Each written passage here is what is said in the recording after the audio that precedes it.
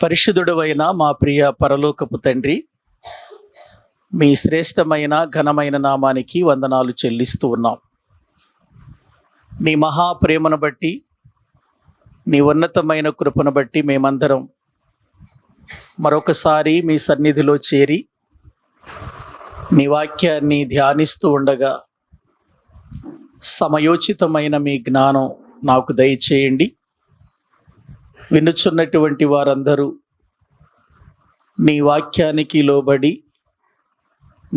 మేము అందరము కలిసి మీ చిత్తాన్ని నెరవేర్చున్నట్లుగా, మీ వాక్య విధానములో మేము నడుచుకొని బ్రతుకున్నట్లు తగిన సహాయము మీరు మాకు అనుగ్రహించమని ప్రార్థిస్తున్నాము తండ్రి.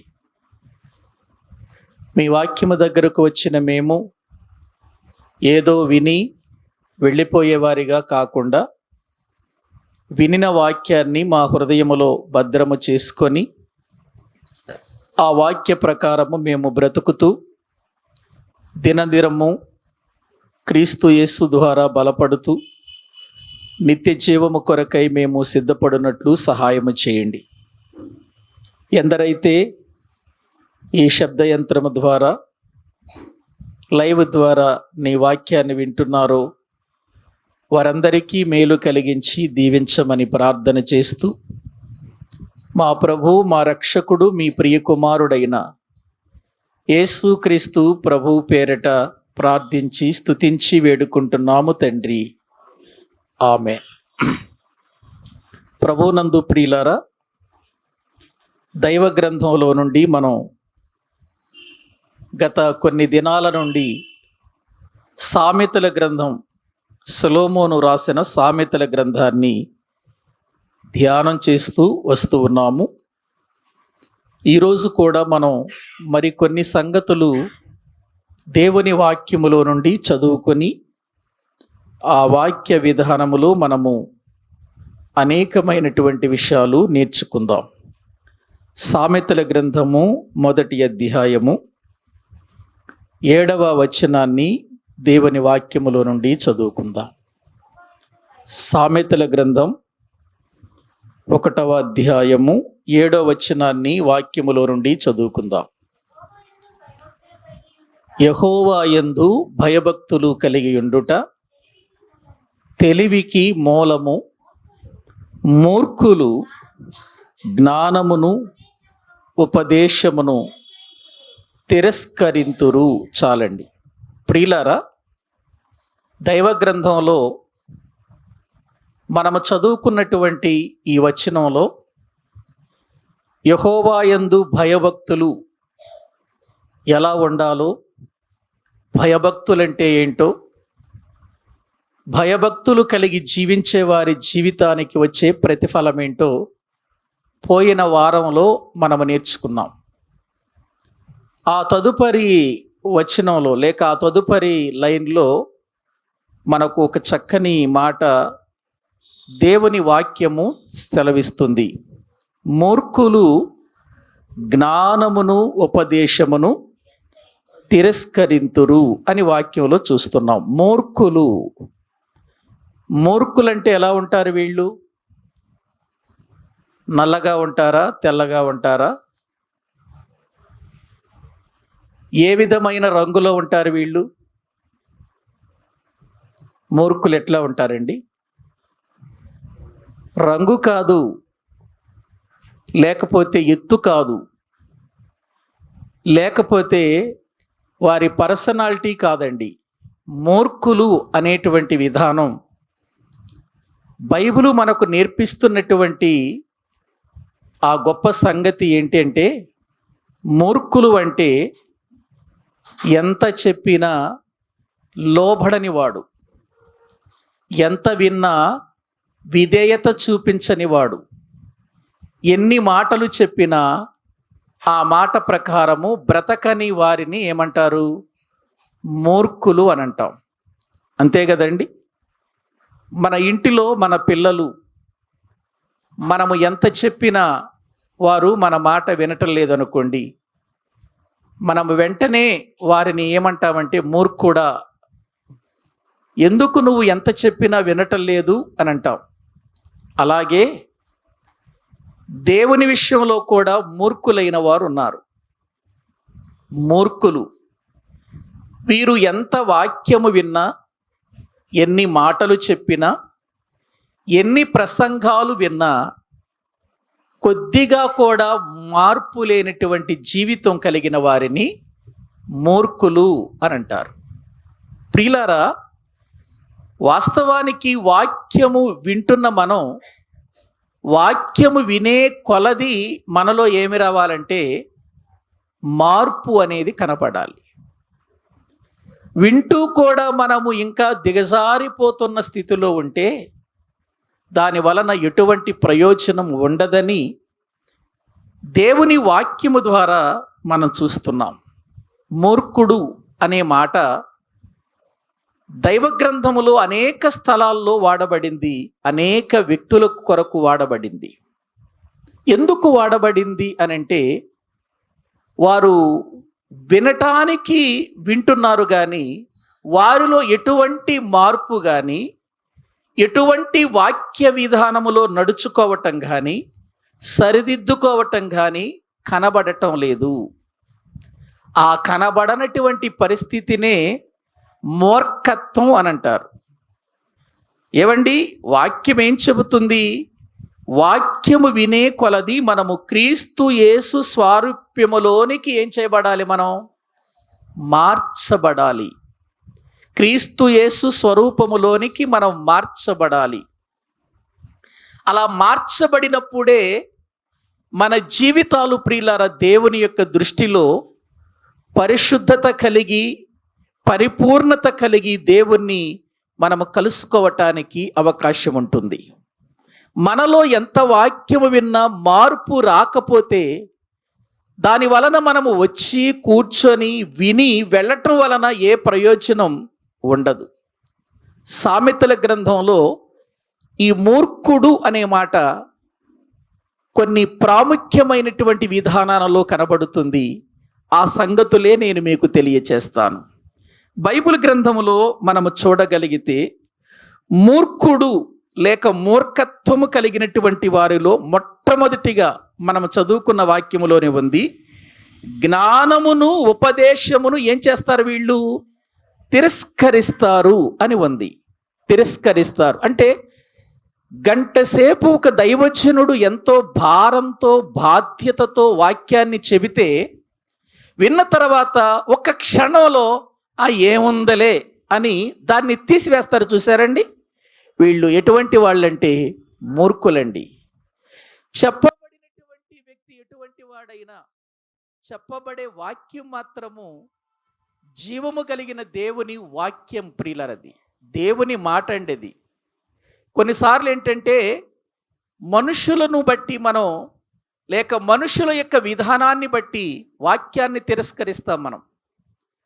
ఒకవేళ మనుషులను మనము తిరస్కరించినా పర్వాలేదేమో కానీ వాక్యాన్ని ఏం చేయకూడదు? మనం తిరస్కరించకూడదు. వాక్యాన్ని తిరస్కరిస్తే అంతకంటే ఇంకా మూర్ఖత్వం మరొకటి ఉండదు అనే విషయాన్ని దేవుని వాక్యము ద్వారా మనము చూడొచ్చండి. చూడండి, ఒక్కసారి బైబిల్ గ్రంథములో మనము చూడగలిగితే 14వ అధ్యాయము, అదే సామెతల గ్రంథం 14వ అధ్యాయము 18వ వచనాన్ని ఒక్కసారి చదువుకుందాం. అదే సామెతల గ్రంథం 14వ అధ్యాయము 18వ వచనాన్ని మనము చదువుకుందాం. జ్ఞానము లేని వారికి మూఢత్వమే స్వాస్థ్యము, వివేకులు జ్ఞానమును కిరీటముగా ధరించుకొందురు. జ్ఞానము లేని వారికి మూఢత్వమే ఏంటట? స్వాస్థ్యము. స్వాస్థ్యము అంటే ఏంటి? ఆస్తి, సంపద, సాంపాద్యం. అంటే వ్యక్తి యొక్క జీవితంలో జ్ఞానము లేనప్పుడు, జ్ఞానము అనేది అంగీకరించినప్పుడు, జ్ఞానానికి లోబడినప్పుడు, జ్ఞానంతో నడుచుకోవటానికి ఇష్టపడినప్పుడు అతనిలో ఏముంటుందంటే మూఢత్వం. ప్రియులారా, ఈ మూఢత్వం మనిషిని ఏం చేస్తుంది అనంటే ఇక జ్ఞానము గురించి నువ్వెన్ని చెప్పినా వినడు. జ్ఞానాన్ని గురించి నువ్వు ఎంత చెప్పినా దానికి లోబడడు. బాలుని హృదయంలో పుట్టేటువంటి మూఢత్వాన్ని తీసేయొచ్చండి. బైబిల్లో ఉంది చూడండి ఒక్కసారి, లేఖనాలలో మనము చూస్తే 22వ అధ్యాయం, అదే సామెతల గ్రంథం 22వ అధ్యాయము 15వ వచనాన్ని మనము చదువుకోవచ్చు.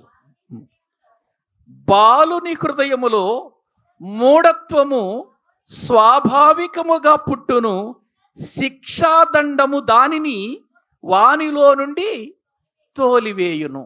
ప్రియులారా, వాక్యములో బాలునికి కూడా, అప్పుడే పెరుగుతున్న బాలునికి కూడా ఏముంటుంది చెప్పండి? మూఢత్వం. అది స్వాభావికంగా వస్తుంది, స్వభావాన్ని బట్టి వచ్చేస్తుంది మూఢత్వం. మీరు చూడండి, అప్పుడప్పుడు మనం పిల్లల్ని గమనిస్తూ ఉంటాం. మనము ఏదైనా తెచ్చి మన చేతితో వారికి ఏదైనా తినేది ఇచ్చామనుకోండి, ఇచ్చిన తర్వాత మన చేతిలో నుండి తీసుకుంటారు వాళ్ళు. మళ్ళీ మనం ఇమ్మన్నాం అనుకోండి, ఇస్తారా? ఇవ్వరు. ఎంత అడిగినా ఇస్తారా? ఇవ్వరు. ఒకవేళ మనము బలవంతంగా పట్టుకుని లాక్కున్నామనుకోండి, ఏం చేస్తారు? ఏడుస్తారు. అంటే మళ్ళీ దాన్ని ఇచ్చేంత వరకు ఏం చేయరు వాళ్ళు, ఏడుస్తూనే ఉంటారు.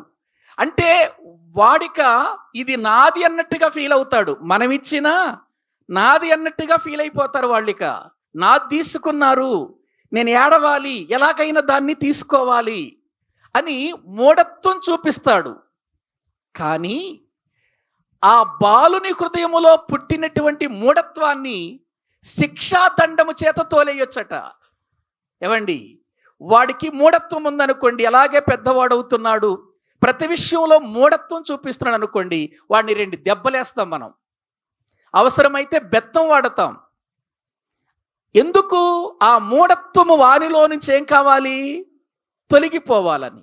అది బాల్యకాలము కనుక మనము దెబ్బ కొట్టినప్పుడు వాడికి అర్థమవుతుంది, అంటే ఇది చెయ్యకూడదు, ఇలా మారం చేయకూడదు, ఈ విధంగా పట్టుదలతో ఉండకూడదు అని వాడు ఎదిగే కొద్దీ నేర్చుకొని, ఇదిగో ఒకవేళ ఇలా జరిగిస్తే మా తండ్రి కొడతాడు, లేక నా తల్లి కొడుతుంది, పెద్దవాళ్ళు కొడతారు అనే భయంతో వాడు ఆ మూఢత్వాన్ని ఏం చేస్తాడు? ఇక విడిచిపెడతాడు. ఎందుకంటే బాలుని యొక్క హృదయంలో స్వాభావికంగా పుట్టింది అది. అంతే తప్ప వాడి జీవితంలో వాడేదో కావాలని చేసేది కాదు. అందుకని శిక్షాదండము చేత ఆ యొక్క మూఢత్వాన్ని ఏం చేయొచ్చు? మనం తోలివేయొచ్చు, వాడిలో నుంచి తీసేయొచ్చు. కానీ జ్ఞానము తెలిసి, అంటే లోక జ్ఞానం, ప్రియులర పెద్దవాళ్ళమయ్యి ఇది మంచి ఇది చెడు అని తెలిసిన తర్వాత కూడా మూఢత్వం ఉందనుకోండి, వాడిని మార్చటం చాలా కష్టం. అది నేను చెప్పటం లేదు, బైబిలే చెబుతుంది. ప్రియులారా, జ్ఞానము లేని వానికి మూఢత్వమే స్వాస్థ్యం. ఇక వాడు అనుకున్నది అంతే, ఇక అది జరిగిపోవాలంతే. ఇక దిద్దుకోవటానికి, సరి చేసుకోవటానికి, బాగుపడటానికి ఇష్టపడరు. ప్రియులారా, ఇది మన జీవితానికి చాలా నాశనాన్ని కలిగిస్తుంది. మూఢత్వం ఉండకూడదు. నేను పట్టుకున్న కుందేలుకు 3 కాళ్ళు, ఇక మీరు 4 అని చెబుతారా, 2 అని చెబుతారా, 1 అని చెబుతారా, ఇక మీరు ఎన్నన్నా చెప్పండి, నేను మాత్రం ఇక వినను. నేను పట్టుకున్న కుందేలుకు 3 కాళ్ళు అంతే. నేను చెప్పిందే వేదం, నేను అనుకున్నదే కరెక్ట్. ఏవండి, ఆలోచించండి. కుక్క పిల్లను పట్టుకొని ఇది మేక పిల్ల అని అన్నామనుకోండి, అది మేక పిల్ల అవుతుందా, కుక్క పిల్ల అవుతుందా? కుక్క పిల్లను పట్టుకొని ఇది మేక పిల్ల అన్నాం అనుకోండి, అది మేక పిల్ల అవుతుందా, కుక్క పిల్ల అవుతుందా? కుక్క పిల్లే. కుక్క పిల్లను పట్టుకొని నువ్వు మేక పిల్లన్నా గొర్రె పిల్లన్నా అదేంటి? కుక్కే, కుక్క పిల్లే అది. కానీ మూర్ఖుడు అట్లా ఒప్పుకోడు. కాదు కాదు, నేను మేక పిల్లన్నా మీరు కూడా మేకపిల్ల అనాల్సిందే. నేనన్నదే అనాలి. నేనన్నది మీరు అనకపోతే ఇక మీ మాట నేను వినను, నా మాట మీరు వినాలి. ప్రియులారా, మూర్ఖత్వం అనేటువంటిది మనిషిని మార్చటానికి ప్రయత్నం చేసినా అది ఇక మారదు. మార్చుకోవటానికి వాడేం చేయడు? ఇష్టపడడు. ఎందుకని? అక్కడ తన యొక్క అహం దెబ్బతింటది. మూర్ఖుడికి చెప్పితే వినడు. ఎందుకంటే అహం దెబ్బతింటది. తను అనుకున్నది నెరవేరలేదు గనుక, తను అనుకున్న దాన్ని కాదని అన్నారు గనుక. ప్రియులారా, ఇది ఎంత ప్రమాదకరం అంటే చాలా ప్రమాదకరమని లేఖనాలు చెబుతున్నాయండి. కొన్ని వచనాలు నేను మీకు చూపిస్తాను, మీరు చూడండి ప్రియులారా. దేవుని వాక్య భాగములో 12వ అధ్యాయము, అదే సామెతల గ్రంథం. మీరు సామెతల గ్రంథాన్ని విడిచిపెట్టి బయటికి వెళ్ళొద్దు. ఇంకా బయటికి వెళితే మనం చాలా విషయాలు ఉంటాయి. ఏదైనా 1-2 వచనాలుంటే నేను తర్వాత చెబుతాను. సామెతల గ్రంథంలో చెప్పబడిన విషయాలే ధ్యానిస్తున్నాము కనుక ఎక్కువగా మనము సామెతల గ్రంథంలో దీని గురించి ఏం చెప్పారు, ఈ మూర్ఖత్వమును గురించి ఏం చెప్పారు, లేక ఈ మూఢత గురించి ఏం చెబుతున్నాడు సొలొమోను, మనము ఆలోచన చేద్దాం.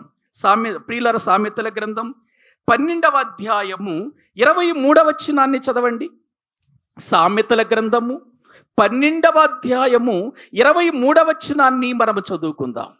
వివేకి అయిన వాడు తన విద్యను దాచిపెట్టును, అవివేక హృదయులు తమ మూఢత్వము ఏం చేస్తారు, వెల్లడి చేస్తారు. మీరు గమనించండి ప్రియులర, వాక్యములో వివేకము కలిగిన వాడు తన విద్యను ఏం చేసుకుంటాడు, దాచిపెట్టుకుంటాడు. అది కనపరచవలసిన సమయంలో కనపరుస్తాడు దాన్ని.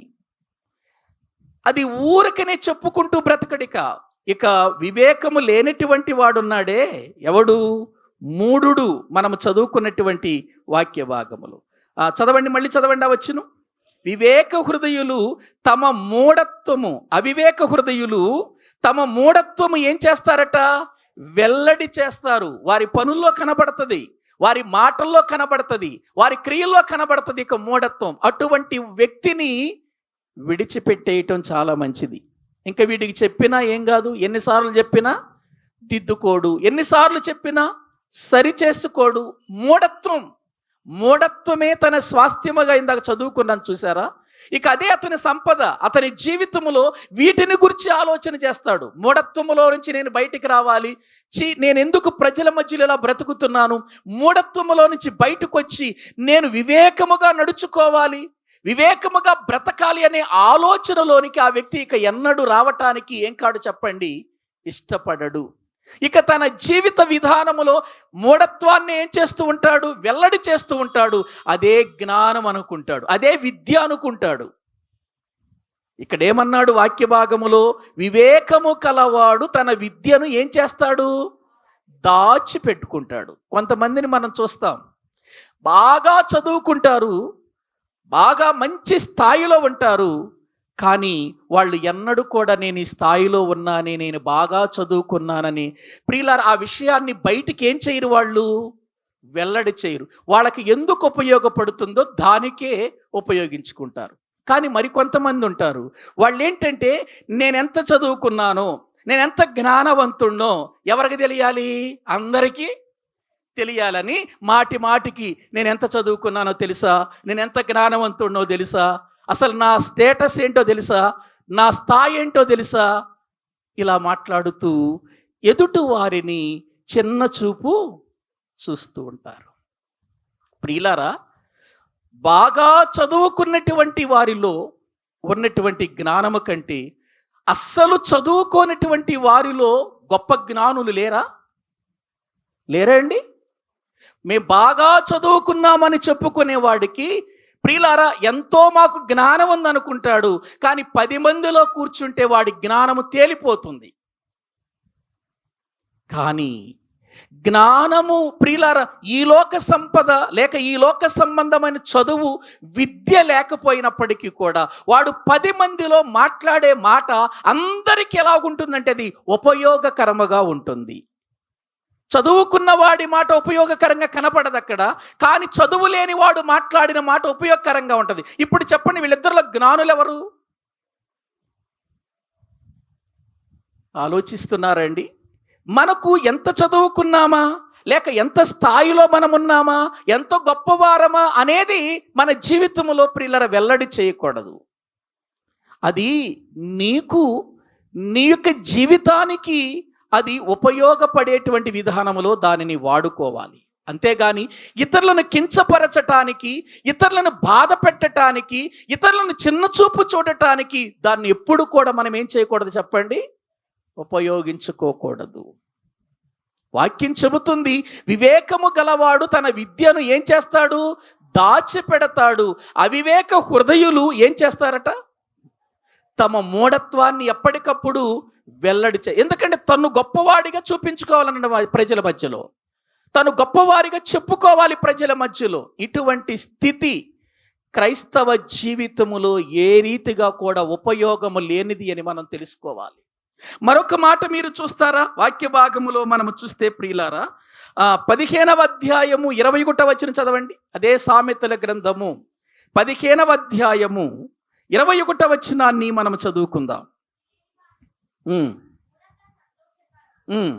బుద్ధి లేని వానికి మూఢత ఎలా ఉంటుందట?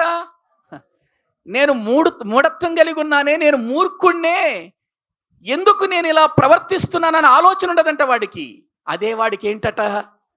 సంతోషం అన్నమాట. మూఢత సంతోషం ఏంటండి అసలు? మూఢత సంతోషం ఏంటి? ఒక్కసారి ఆలోచించండి.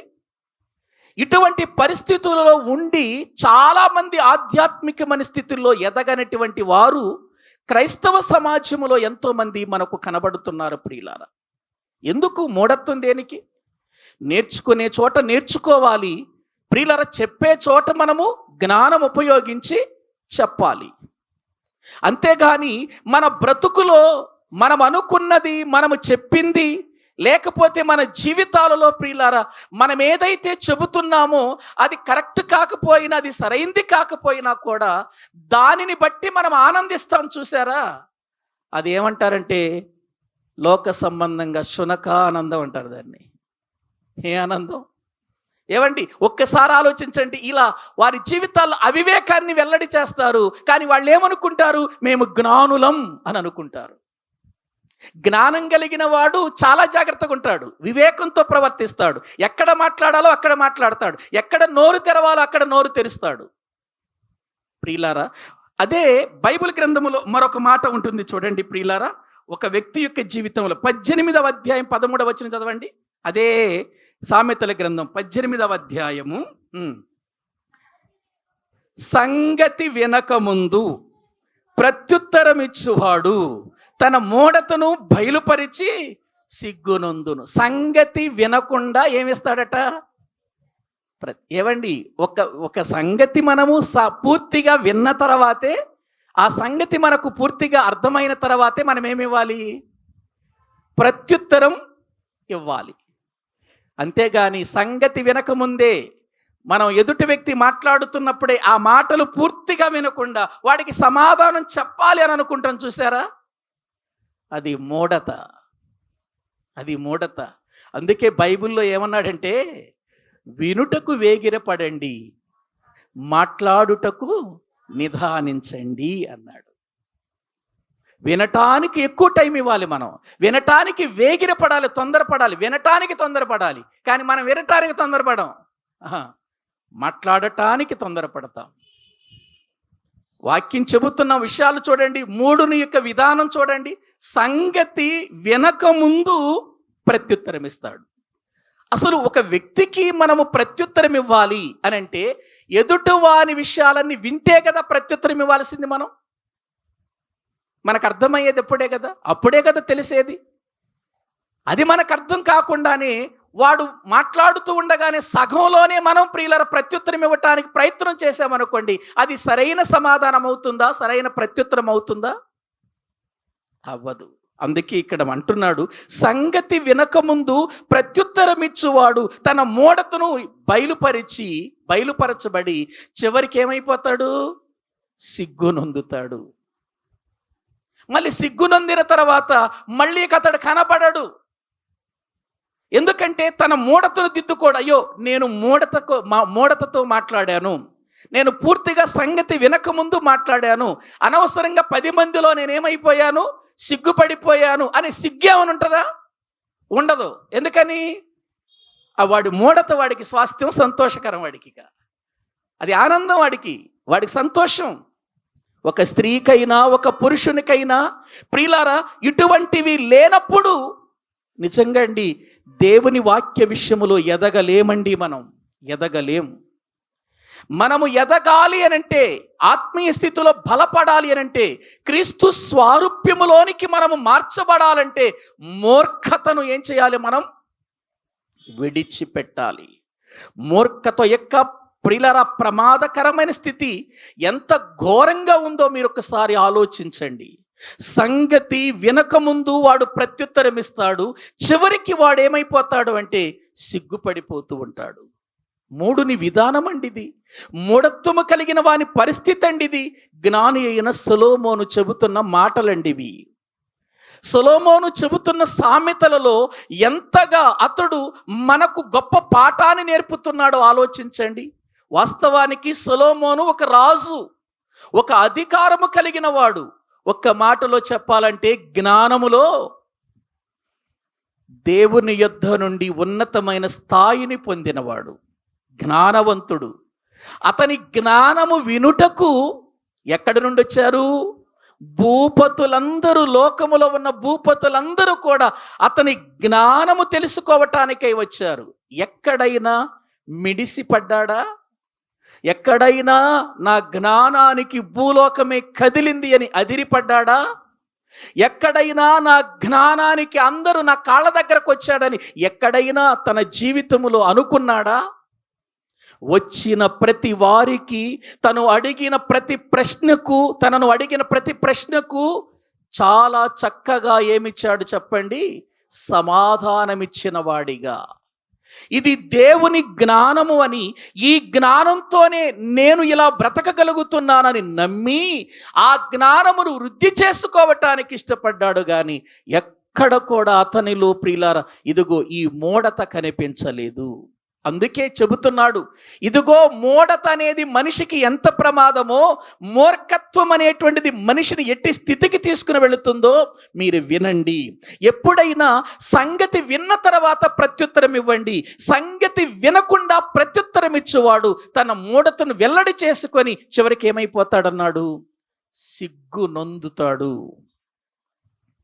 ప్రియులారా, అసలు మూర్ఖులు జ్ఞానాన్ని ఉపదేశమునే వాళ్ళు ఏం చేస్తున్నారండి?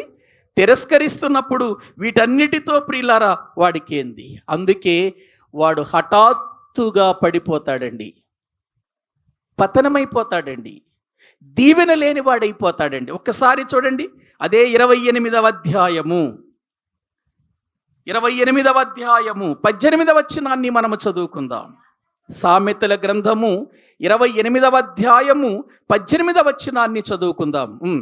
యథార్థముగా ప్రవర్తించువాడు రక్షింపబడును, మూర్ఖ ప్రవర్తన గలవాడు హఠాత్తుగా ఏమైపోతాడు? పడిపోవును. అన్ని విషయాల్లో పడిపోతాడు. పడిపోవటం అంటే ఏంటంటే, ఇక ప్రజలు వాడికి ఒక ముద్రేసేస్తారు. ఏమని? వీడికి ఎంత చెప్పినా వినడండి, మూర్ఖుడు, వీడికి చెప్పి అనవసరమని ప్రజలందరిలో ఒక ముద్ర పడిపోయినప్పుడు ఇక ఆ వ్యక్తికి ప్రియులరు ఏమైనా చెప్పటానికి ఏ వ్యక్తి అయినా ముందుకు వస్తాడా? వినని వాడికి, వినేవాడికి ఎన్నిసార్లు అని చెప్పొచ్చు, వినని వాడికి, సరిచేసుకోని వాడికి, దిద్దుకోని వాడికి ఎన్నిసార్లు అన్న చెప్పు నువ్వు, ప్రియులారా వాని యొక్క స్థితి మారదండి. అందుకే వాడు పడిపోతాడు. ప్రజల మధ్యలో, ప్రజల దృష్టిలో వాడు ఒక పడిపోయిన వాడు, ఒక మూర్ఖత కలిగిన వాడు, ఒక పనికి మాలినటువంటి వాడిగా ప్రజలు అతన్ని చూస్తారు. ఇంకొక విషయం చెప్పనా? ఈ మూర్ఖత కలిగినటువంటి వాని స్థితి ఎలాగుంటుందంటే, తొందరపడతాడు, మాట్లాడే విషయంలో తొందరపడతాడు, ఏం మాట్లాడతాడో తెలియదు, మాట్లాడేసిన తర్వాత ప్రియులారా అతని జీవితం కీడులో పడిపోతుంది. ఒకసారి చూడండి అదే మాట వాక్య భాగములో 17వ అధ్యాయం, సామెతల గ్రంథం 17వ అధ్యాయము వాక్యములో 20వ వచనాన్ని మనము చదువుకుందాం. 20వ వచనం, కుటిల వర్తనుడు మేలు పొందడు, మూర్ఖముగా మాట్లాడువాడు దేంట్లో పడిపోతాడు? కీడులో పడిపోతాడండి, కీడులో పడిపోతాడు. దేవుని వాక్యము వింటున్న ప్రియులారా, మూర్ఖముగా మాట్లాడి చివరికి మనం ఏం తెచ్చుకుంటాం? దీవెన తెచ్చుకోం, ఆశీర్వాదాన్ని తెచ్చుకోం. దేనిలో పడిపోతాం? కీడులో పడిపోతాం. కీడులో ఎందుకు పడిపోయాం? అది మన మూర్ఖత్వం మనల్ని కీడులో పడేసింది. మనం మాట్లాడిన మాట మనల్ని కీడులో పడేసింది. మనమేదో తొందరపడి ప్రియులారా, మనకున్నటువంటి స్థాయిని బట్టి మనం మూఢతతో మాట్లాడతాం.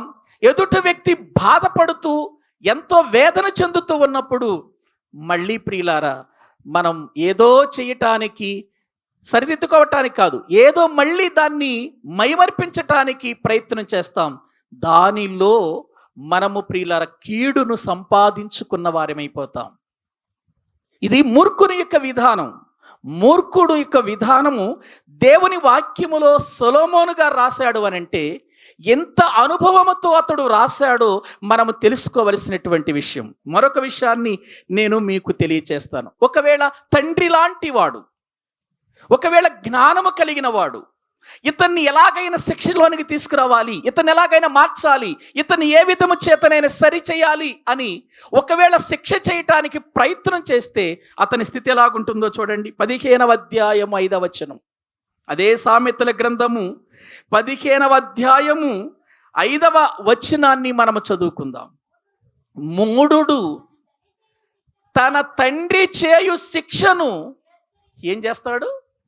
ఇక తండ్రి చెప్పిన మాటే తిరస్కరిస్తే ఇంకెవరి మాట వింటాడు చెప్పండి? వాడు తండ్రి మాటే. ఎప్పుడైనా మన పిల్లలు మన మాట ప్రియులారా ఎదుటి వాళ్ళ మాట విననప్పుడు వాళ్ళు ఏమంటారంటే, మీ నాన్నకి చెప్పమంటావా అని అంటారు, లేకపోతే మీ అమ్మకి చెప్పమంటావా అని అంటారు. ఎందుకంటారు ఆ మాట? వాళ్ళ తండ్రి చెబితే వింటాడు, లేదు వాళ్ళ తల్లి చెబితే వింటాడని అలాగంటారు. ఇప్పుడు తండ్రి మాటే విననివాడు, తండ్రి ప్రియులారా చేసేటువంటి శిక్షకే లోబడినటువంటి వాడు ఇంకెవరికి లోబడతాడు చెప్పండి? తండ్రి చేయు శిక్షను కూడా ఏం చేస్తున్నాడు ఈ వ్యక్తి? తిరస్కరిస్తున్నాడు. తిరస్కారం అనే మాట నిజంగా ఎంత భయంకరంగా ప్రియులారా ఈ మూడుని విషయంలో కనబడుతుందో చూడండి. తిరస్కారం. కారాలు చాలా ఉన్నాయి, తిరస్కారం మహాభయంకరమైన కారం. ఏవండి, నమస్కారం చాలా మంచిది, ఏవండి అదొక కారమే కానీ అది గౌరవాన్ని ఏం చేస్తుంది? మనకు సంపాదిస్తుంది. ప్రియులారా బహిష్కారం ఒకటి ఉంది ప్రియులారా, అది ప్రమాదకరమైనది. తిరస్కారం, ఇలా మనం కారాలు ఎన్నో ఉంటాయి బైబిల్లో. కారం అనగానే ప్రియులారా ఏదో మనం ఎండిమిర్చితోనో లేకపోతే దేంతోనో నూరుకునేది అనుకునేరు. అసలు మన జీవితంలోని ఎన్నో కారాలు మిగిలిపోయినాయండి, ఎన్నో కారాలతో ఉండిపోయాం. చూడండి, ఎప్పుడన్నా వాడు బాగా కోపంతో నలిగిపోతున్నప్పుడు ఏమంటూ ఉంటాం వాడు అని అంటూ ఉంటాం కదండి. ప్రియులారా ఆలోచిస్తున్నారా? గమనిస్తున్నారా? ఆమండి కారాలు మిరియాలు నోరుతుందండి అని అంటూ ఉంటారు. కారాలు మిరియాలు నోరుతుందంటే ఏమంటే పచ్చడి చేస్తుంది రోట్లేనా? నోటిలో నుంచి ఆమె శరీరం అంతా, లేక ఆ వ్యక్తి యొక్క జీవితంలో ఎటువంటి ఆలోచనలంటే ప్రియులారా ఎదుటివానిని నాశనము చేయగలిగినటువంటి పరిస్థితులు ప్రియులారా. ఒక రోజున నేను ఒక చోట మీటింగ్కి వెళుతున్నాను. ఒక చిన్న గొడవ జరుగుతుంది అక్కడ. ఏంటి గొడవ అని అందరూ కూడా పరిశీలన చేస్తూ అక్కడ నిలబడ్డారు. నిలబడిన తర్వాత వెళుతూ నేను కూడా అడిగాను, ఏం జరిగింది అని అంటే, ఏముందండి, భర్త కొట్టడానికి వచ్చాడు, ఈమె ఆ డబ్బాలో ఉన్న కారం కళ్ళల్లో కొట్టిందట, ఆయన కింద పడి డొల్లాడుతున్నాడు అని అంట. అంటే భర్త కళ్ళల్లో ఏం కొట్టింది ఈమె? ఆ కారం కొట్టినా కాసేపు మంటలు పుట్టి తర్వాత లేవచ్చు. ఈ తిరస్కారం ఉందే, ఇక వాడు ప్రతి ఒక్కడిని ఏం చేస్తాడు? ఇక చిన్న చూపే. ఇక అతని జీవితంలో అతని స్థితి అంతా ఏంటంటే తిరస్కరించటమే అతని జీవితం. ఇందాక చదువుకున్నాం వాడికి అది సంతోషమని, అది అతనికి స్వాస్థ్యం అని చదువుకున్నాం కదా. ఇక అది సంపద, అతని జీవితంలో సంపద. తిరస్కరించటమే ఎదుట వ్యక్తిని. అతడు చిన్నవాడా పెద్దవాడా గౌరవపదంగా మనము చూడాలి, పెద్దవాడు కాబట్టి గౌరవపదంగా మాట్లాడాలి, మనము విలువనివ్వాలి అనే ఆలోచనలు ఉంటాయా వాడికి? మూర్ఖుడికి ఉండవు ప్రియులారా. తిరస్కారం అనేటువంటిది మూడుని యొక్క జీవిత విధానములో ఒక పదంగా లేక ఒక విధానంగా మారిపోయింది. అందుకే వాడు తండ్రి చేయు శిక్షను కూడా ఏం చేస్తున్నాడు? తిరస్కరిస్తున్నాడు.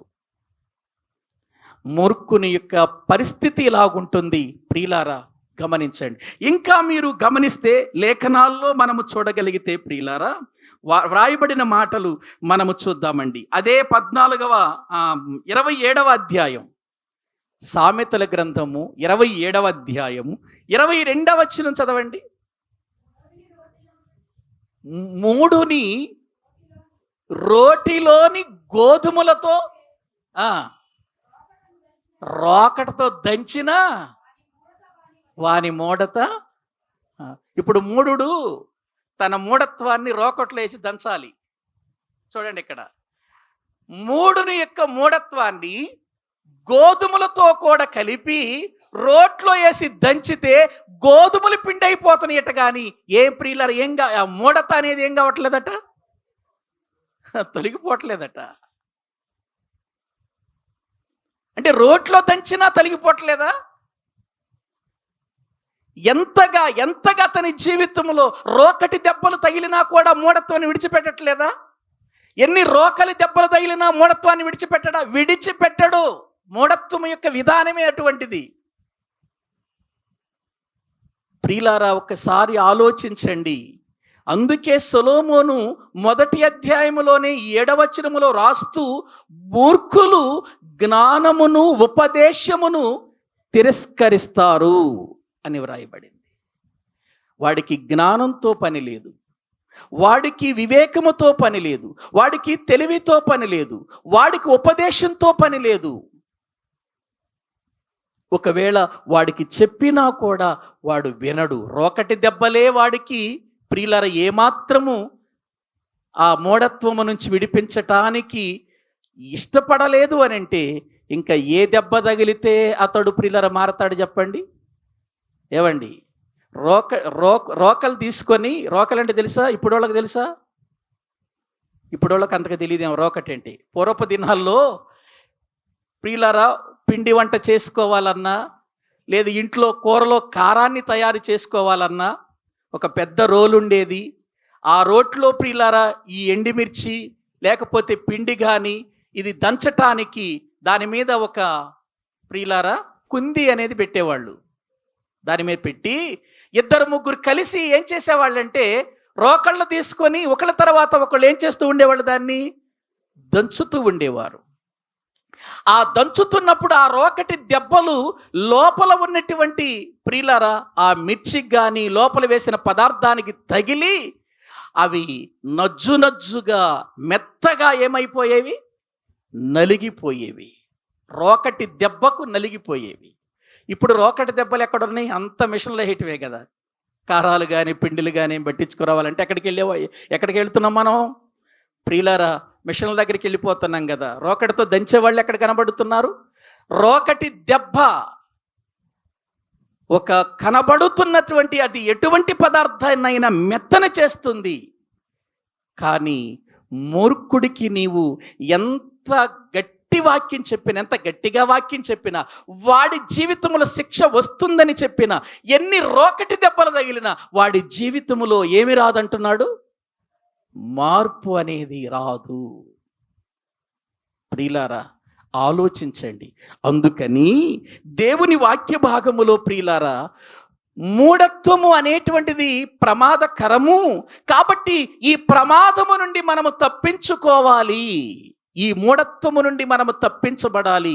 ఈ మూడునికి మనము వేరుగా ఉండాలి. ఇంకొక మాటలో చెప్పాలంటే స్త్రీల గురించి కూడా వ్రాయబడింది, 3 రాలు తన ఇంటిని ఓడబెరుకును. ఆ వచనం కూడా చదవండి, 14వ అధ్యాయం 1వ వచనం.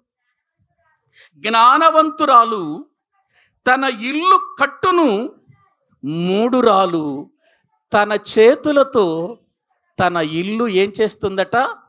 ఓడబెరుగుతుంది. 3 రాలు చేసే పనేంటి? ఇల్లు కట్టదు. ఇల్లు కట్టాలంటే దేంతో కట్టబడుతుంది ఇల్లు? జ్ఞానముతో అన్నాడు. అదే సామెతల గ్రంథములో ప్రియులారా ఇల్లు కట్టబడాలి అని అంటే జ్ఞానము అవసరమని దేవుని వాక్యములో చూస్తున్నాం. కానీ జ్ఞానము అనేటువంటిది ప్రియులారా ఈ స్త్రీలో ఉండదండి. మూఢత్వం, అందుకని ఏం చేస్తుందంటే మూడు రాలుగా మారిపోద్ది. మూడు రాలుగా మారిపోతున్న ఈమె మూడు రాలుగా మారిన తర్వాత తన ఇంటిని కట్టుకుంటుందా, ఓడబెరుగుతుందా? ఓడబెరుగుతుంది. ఎవరితో సమాధానం ఉండదు, ఎవరితో మంచిగా ఉండరు, ఎవరితో ప్రియుల ప్రేమగా మాట్లాడరు, ఎవరితో కలిసి జీవించరు. ఎందుకని? ఓడదీసేసింది ఒక్కొక్క వసాన్ని, ఒక్కొక్క ప్రియుల ముడిని ఓడదీసింది ఎవరు? మూడు రాలు. ఎంతో ప్రియుల గట్టిగా, ఇప్పుడంటే మనం ప్రియుల పిల్లర్స్ వేసి స్లాబ్ వేస్తున్నాం. ప్రియుల పూర్వపు దినాల్లో పూరిళ్ళు ఎలా కట్టేవాళ్ళు? ఏవండి, దూలాలు వేసి, దూలాల మీద ప్రియుల ఈ యొక్క ఎదురు బొంగులు వేసి చాలా గట్టిగా కట్లు కట్టేవాళ్ళు. ఓడకుండా ఒకదానికొకటి కట్లు కట్టేవాళ్ళు. మూడు రాలు ఈ కట్లన్నీ ఓడదీసేస్తుందంటే అర్థం ఏంటో తెలుసా? ఒక కుటుంబాన్ని కట్టుకోవలసినటువంటి స్త్రీ, ఒక కుటుంబాన్ని జాగ్రత్తగా ఉంచుకోవలసిన స్త్రీ, అందరితో ప్రేమగా ఉండవలసిన స్త్రీ, అందరితో సంతోషంగా ఉండవలసినటువంటి స్త్రీ ఒక్కొక్క కట్టు ఓడదీసేసి చివరికి ఇల్లుని ఏం చేస్తుంది చెప్పండి? అంత గట్టిగా కట్టిన కట్లు ఓడదీయటమే ప్రియులారా జరుగుతుందంటే అది మూఢత్వం కదండి. ఎవరితో సంతోషంగా ఉండనివ్వదు, ఎవరితో ప్రేమగా ఉండనివ్వదు, ఎవరితో ఆనందంగా ఉండనివ్వదు, ఎవరితో కలిసి ఉండనివ్వదు. ప్రియులారా, భర్తను దూరం చేస్తుంది, అన్నదమ్ములను దూరం చేస్తుంది, అక్క చెల్లెండ్రులను దూరం చేస్తుంది, తల్లిదండ్రులను దూరం చేస్తుంది. లేరా ఇటువంటి స్త్రీలు? ఇటువంటి మూడు రాళ్ళు లేరా? గ్రహించండి. మూఢత్వం అనేటువంటి విషయంలో చాలా జాగ్రత్త వహించకపోతే ప్రియులారా, అతడు ఎంత డబ్బు సంపాదించి జ్ఞానము కలిగినటువంటి భర్త అయినా కుటుంబమును కట్టడం చాలా కష్టమైపోద్ది. మూడు రాలు ఇంటిలో ఉంటే దీవెన ఉండదు, ఆశీర్వాదం ఉండదు ప్రియులారా. ఎందుకంటే అది మూఢత్వంలోనికి వెళ్ళిపోయింది. నువ్వెంత చెప్పినా వినదు, ఎవరు చెప్పినా వినరు. మూడు రాలు తన ఇంటిని తన చేతులతోనే ఏం చేస్తుంది? ఓడబెరుగుతుంది. కట్టాలి కానీ ఓడబెరుక్కునే పరిస్థితి ఇంటిలో ఉందంటే ఇంకా ఎన్నటికీ ఆ ఇల్లు ప్రియులారా సంతోషంగా ఉండలేదండి. ఎవరితో సంతోషంగా ఉండలేరండి, ఎవరితో ఆనందంగా ఉండలేరండి. ఈనాడు ఎన్నో కుటుంబాలలో కళ్ళారా చూస్తున్నానండి నేను.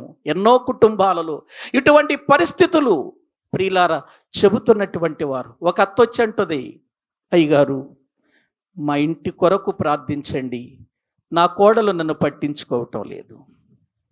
ఒక తల్లి వచ్చి అంటుంది, ప్రియులారా అయ్యా ఇదిగో మా కుటుంబం కోసం మీరు ప్రార్థన చెయ్యండి, మా జీవితాలలో మా కుటుంబములో ఇదిగో మా కోడలు వచ్చి అడుగు పెట్టిన తర్వాత అసలు నెమ్మదే లేదు, సమాధానమే లేదు.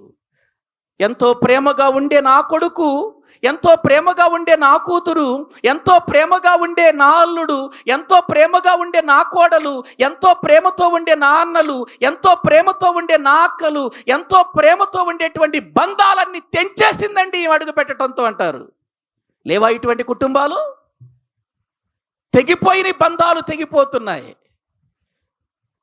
ప్రియులారా, ఇది దేని వలన జరుగుతుంది? మూఢత్వం. పెద్దవాళ్ళ మాట వినకపోవటం, వివేకవంతుల యొక్క వివేకాన్ని తీసుకోకపోవటం, జ్ఞానాన్ని ప్రియులను ఉపయోగించకపోవటం, ఇటువంటివి జరుగుతున్నాయి. అందుకే లేఖనాలలో ప్రియులారా ఇప్పుడు మనం బయటికి వెళదాం. దేవుని వాక్య భాగములో మనం చూస్తే అపోస్తుల కార్యముల గ్రంథం ఒక వ్యక్తి జీవితములో ఎవరికి వేరుగా మన రక్షణ పొందమంటున్నాడు అనంటే 2వ అధ్యాయము 40వ వచనం చదవండి. 2వ అధ్యాయం 40వ వచనం. అనేక విధములైన మాటలతో సాక్ష్యమిచ్చి మీరు మూర్ఖులకు ఈ తరము వారికి వేరై రక్షణ పొందుడని. ప్రియులారా, గమనిస్తున్నారా? పేతురు గారు దేవుని వాక్యాన్ని చెబుతున్నాడండి. వాక్యము వింటున్నటువంటి వారిలో మూర్ఖులు కూడా ఉన్నారండి అక్కడ. మీరు గమనించండి, యేసు ప్రభు వారు ఎక్కడికి వెళ్ళినా కూడా ఆయన వాక్యం వినటానికి వచ్చేవాళ్ళు కొంతమంది, ఆయన అద్భుతాలు చూడటానికి వచ్చేవాళ్ళు కొంతమంది, ఆయన్ని ప్రశ్నించటానికి వచ్చేవాళ్ళు కొంతమంది, ఆయన చెప్పే మాటలను తప్పు పట్టడానికి వచ్చేవాళ్ళు కొంతమంది ఎన్ని రకాలైన వాళ్ళు ఉన్నారు. పేతురు గారు దేవుని వాక్యాన్ని చెబుతున్నాడు. ఇశ్రాయేలీలారా, మన పితరులు చేసిన పాపాన్నే మనం చేస్తున్నాం ఈ రోజున. ఆ రోజున మన పితరులు దేవుని మాట వెనకే కీడు తెచ్చుకున్నారు, దేవునికి దూరం అయిపోయి శిక్షను తెచ్చుకున్నారు. ఇంకా మీరు ఆ శిక్షలో ఎంతకాలం బ్రతుకుతారు? ఎంతకాలం మీరు జీవిస్తారు? ఇంకా ఎంతకాలం మీరు మన పితరుల వలె మన మీదకు శిక్ష తెచ్చుకునే స్థితిలో ఉంటారు? మారండి. మీ కొరకు మీరు చంపినటువంటి యేసుక్రీస్తు ఎవరనుకుంటున్నారు? పరలోకము నుండి దేవుడు పంపించినటువంటి ఆయన కుమారుడు. మీరు ఆయన్ని చంపారు, దేవుడు ఆయన్ని మృతులలో నుంచి ఏం చేశాడు? లేపాడు. ఈ యేసే మన రక్షకుడు అనే సంగతి మీరు ఎందుకు మర్చిపోతున్నారు? ఎంతకాలం మూర్ఖత్వంగా ఉంటారు? మారండి, జీవితాలు మార్చుకోండి అని అంటే, ప్రియులారా, కోపంతో మండిపడుతున్నారు, రకరకాలైనటువంటి విధానాలలో వ్యతిరేకత చూపిస్తున్నారు. అటువంటి పరిస్థితులు కొంతమంది వచ్చి పేతురు గారిని అడుగుతున్నారు, అయ్యా, మేము రక్షణ పొందటానికి ఏం చేయాలి? ఎందుకంటే వాక్యము వారి హృదయములో ఏమయ్యింది? నొచ్చుకొని అని ఉంటుంది అక్కడ, పొడవబడి అని వ్రాయబడింది. ఎప్పుడైతే వారు వాక్యము చేత పొడవబడ్డారో, వాక్యము వారి హృదయాల్లోనికి వెళ్ళిందో, వాక్యమును అంగీకరించినటువంటి 3,000 మంది పేతురు గారి దగ్గరకు వచ్చి అడుగుతున్నారు, రక్షణ పొందుటకు మేమేమి చెయ్యాలంటే, ఇదిగో ఇక్కడ ఇంత వాక్యం విన్న మార్పు చెందని మూర్ఖులు ఉన్నారే, ఈ మూర్ఖులకు వేరై మీరేం పొందండి? రక్షణ పొందండి. వాళ్ళు మూర్ఖులు, ఇక వాళ్ళు ఎంత చెప్పినా వినరు. ఏవండి, ఆ తర్వాత ఈ వేళకే కదండి స్తెఫను వాక్యం చెప్పింది. స్తెఫను వాక్యం చెబితే స్తెఫను ఏం చేశారండి? వీళ్ళు రాళ్లతో కొట్టి చంపేశారండి. మూర్ఖులండి. దేవుని వాక్యం చెబుతున్నప్పుడు లోబడకుండా, వారి జీవితాలలో ప్రియులారా దేవుని వాక్యానికి అప్పగించి హృదయాలను దిద్దుకోకుండా ముష్కరులుగా వాళ్ళు బ్రతుకుతుంటే, ముష్కరులారా ఎంతకాలం ఎలా బ్రతుకుతారు అని ఖండితంగా వాక్యం చెబుతుంటే పేతురు గారు ఆయన మీద పళ్ళు కొరికి కోపముతో రాళ్లతో కొట్టి ఆయన ఏం చేశారండి? ఏవండి, వాక్యము మనల్ని గద్దిస్తున్నప్పుడు మారాలా, కోపం పెంచుకోవాలా? కొంతమంది ఇటువంటి వాళ్ళు కూడా ఉంటారండి. వాక్యం చెబుతుంటే మా కోసమే అయ్యగారు చెప్పాడు, మా కుటుంబం కోసమే చెప్పాడు, నా కోసమే చెప్పాడు. సరే, నీ కోసమే చెప్పాడు అనుకో, ఆ బలహీనత నీలో ఉన్నప్పుడు ఏం చేసుకోవాలి? సరి చేసుకోవాలి. ఏవండి, మనలో పొరపాటు అనేటువంటిది ఉన్నప్పుడు ఎన్నిసార్లు వాక్యం చెప్పినా అది మనకే తగులుతుందండి. అది నా అనుభవంలో చెబుతున్నా. మనలో ఏదైనా చిన్న పొరపాటు మనలో ఉన్నప్పుడు ఏ సేవకుడైన వాక్యం చెప్పనివ్వండి, అది నా కొరకే అనిపిస్తుందండి. అటువంటి అనుభవాలలో నుంచి బయటకు వచ్చాను నేను. అటువంటి స్థితిలో నుండి బయటకు వచ్చాను విడిచిపెట్టి. ప్రియులారా, ఎందుకు నేను ఈ విషయాన్ని చెబుతున్నట్టే అనుభవం. ఎందుకంటే ఒక తప్పు మనలో కనబడింది అనంటే, ఒక పొరపాటు మనలో కనబడుతుంది అనంటే, చెప్పబడే ప్రతి వాక్యము కూడా మన హృదయాన్ని తాకుతూనే ఉంటుంది. మారాలి. మనం హృదయములో నొచ్చుకోవాలి వాక్యం. నొచ్చుకున్నవాడు మారతాడు. నొచ్చుకున్న వాళ్ళు వీళ్ళు వచ్చి అడుగుతున్నారు, మేమేం చేయాలయ్యా అనంటే, అప్పుడు పేతురు గారు చెబుతున్నాడు, మీరు మూర్ఖులైన ఈ తరము వారికి వేరైపోండి. వాళ్ళలాగా బ్రతకొద్దు, వాళ్ళలాగా మాట్లాడొద్దు, వాళ్ళలాగా జీవించొద్దు, మీరు వేరై రక్షణ పొందండి అని అన్నాడు. ప్రియులారా, మూర్ఖులకు వేరుగా ఉండటమే మంచిది. మనం వాళ్ళతో ఎంత చెప్పినా, ఎంతగా ప్రియులారా వాళ్ళ బ్రతిమలాడినా, ఎంత వాక్యం విన్నా, వాళ్ళ మారనప్పుడు వాళ్ళకు మనం వేరుగా మన యొక్క జీవిత విధానాన్ని పెంపొందించుకోవటం మంచిది. మూడునితో సహవాసం సరైంది కాదని దేవుని వాక్యం మనకు చెబుతుంది. ప్రియులారా, ఏవండి, ఒక్కసారి మీ అందరికీ తెలుసు, యోబు భార్య అండి. అన్నీ ఉన్నప్పుడు చాలా ఆనందించింది కదా. అన్నీ ఉన్నప్పుడు ఊజు దేశములో యోబు అంత ధనవంతుడు లేడు. ధనమున్నప్పుడు పనివారు పని జరిగిస్తూ, ఇంటిలో ఏ కొదువు లేకుండా సమృద్ధిగా ఉన్నప్పుడు, అందరూ సంతోషంగా ఉన్నప్పుడు ప్రియులారా చాలా ఆనందపడిపోయింది. ఇక దేవుడి కంటే గొప్పవాడు లేడు. ఇంటిలో శ్రమ వచ్చింది, ఒక శ్రమ వెనుక ఒక శ్రమ వచ్చింది, ఒక బాధ వెనుక ఒక బాధ వచ్చింది. చివరికి ప్రియులారా ఆరోగ్యం పోయింది. ఎవరికి? యోబుకు. ఇవన్నీ చూస్తున్న ఆమె వాస్తవానికండి నిజమైన భక్తి కలిగిందైతే, నిజమైన ఆత్మీయురాలైతే ఏం చేయాలో తెలుసండి? ప్రభు పాదాలు పట్టుకున్నయ్యా, ఎందుకు ఈ బాధలు వచ్చాయి, ఎందుకు ఈ కష్టాలు వచ్చాయి, ఎందుకు నా భర్త అనారోగ్యం పాలైపోయాడు, నా భర్తను కాపాడవా, నా భర్తను బ్రతికించవా, నా భర్త లేకపోతే నేనేం చేయాలయ్యా అని దేవుని దగ్గర అడగాలి. ఆమె అడగకుండా వచ్చి ఎంతకాలము భక్తి భక్తి అంటూ జీవిస్తావు నువ్వు? దేవుణ్ణి దూషించి మరణము కారాదా?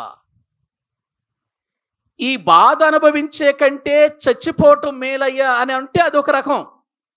చచ్చిపోయే ముందు ఎవరిని దూషించమంటుంది? ఎందుకు? దేవుణ్ణి దూషించమని ఎందుకంటుంది ఈమె?